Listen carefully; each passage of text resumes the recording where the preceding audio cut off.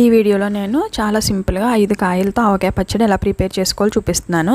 దీనికి కావాల్సిన క్వాంటిటీ అంతా చూపిస్తాను. ఇక్కడ ముక్కలు క్లీన్ చేసి పెట్టుకున్న తర్వాత దీంట్లోకి వచ్చేసి ఒక 150 గ్రాముల కారము, 100 గ్రాములు ఉప్పు, 2 స్పూన్ల ఆవాలు, మెంతులు తీసుకొని మెంతులు ఒకటి దోరగా వేయించుకుని పొడి చేసుకోవాలి. ఆవాలు అయితే పచ్చియే పొడి చేసుకోవాలన్నమాట.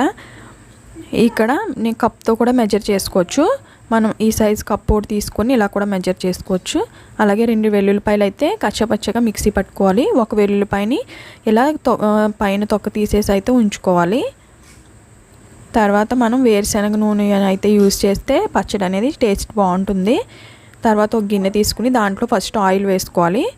తర్వాత దాంట్లోకి మనం ఒలిచి పెట్టుకున్న వెల్లుల్లిపాయ రెమ్మలు, అలాగే కారం, ఉప్పు, మనం ఇందాక వేయించి పొడి చేసి పెట్టుకున్న మెంతులు, ఆవాలు పౌడర్ కూడా వేసేసుకోవాలి.